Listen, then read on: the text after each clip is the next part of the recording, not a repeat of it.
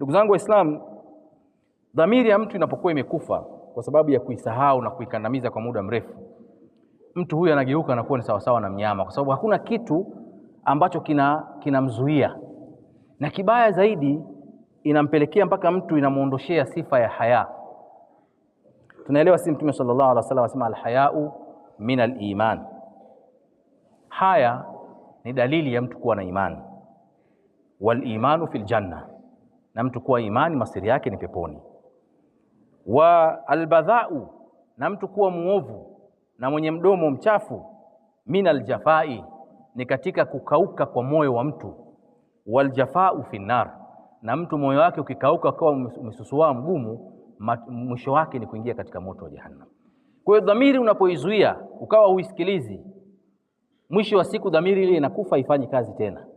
Wewe sasa unaona makosa unayoyafanya huyaonei haya, unafanya mbele za watu, wala nafsi haikusuti, kwa sababu kile ambacho kilikuwa kinakusuta kimekufa, umekiua.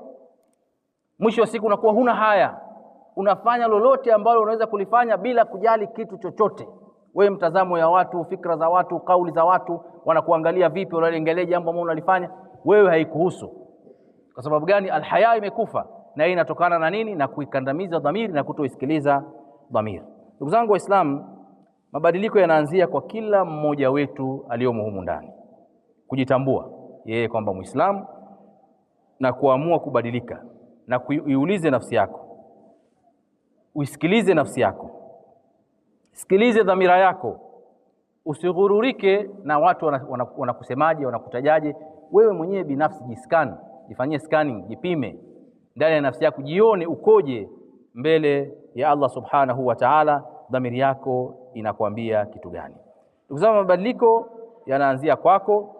Siku zote weka misingi hii miwili mbele ya macho yako, iwe ndio ambayo inakuongoza.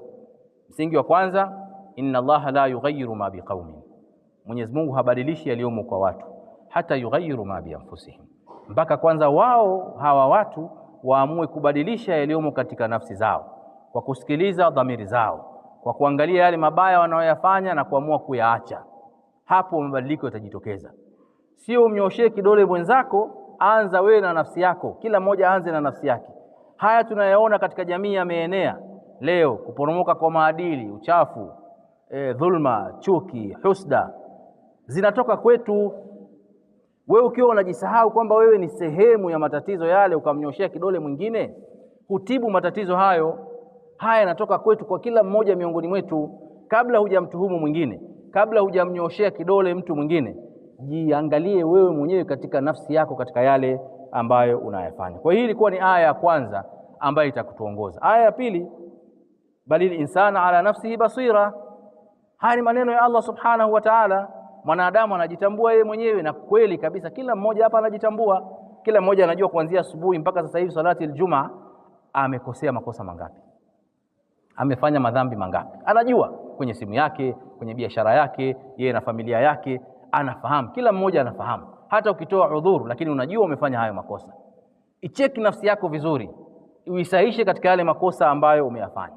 Kama tutaziweka hizi aya mbili, basi mabadiliko haya ambayo Allah subhanahu wa ta'ala akayazungumzia kama Waislamu yatakuwepo. Lakini kama utajisahau katika nafsi yako, ukawa wewe ni mwenye kuangalia nafsi za watu wengine, mwenye kuwahukumu watu wengine kwa makosa wanayofanya, ukajisahau wewe mwenyewe, basi uelewe wewe ni sehemu ya tatizo na sio sehemu ya usuluhisho wa tatizo.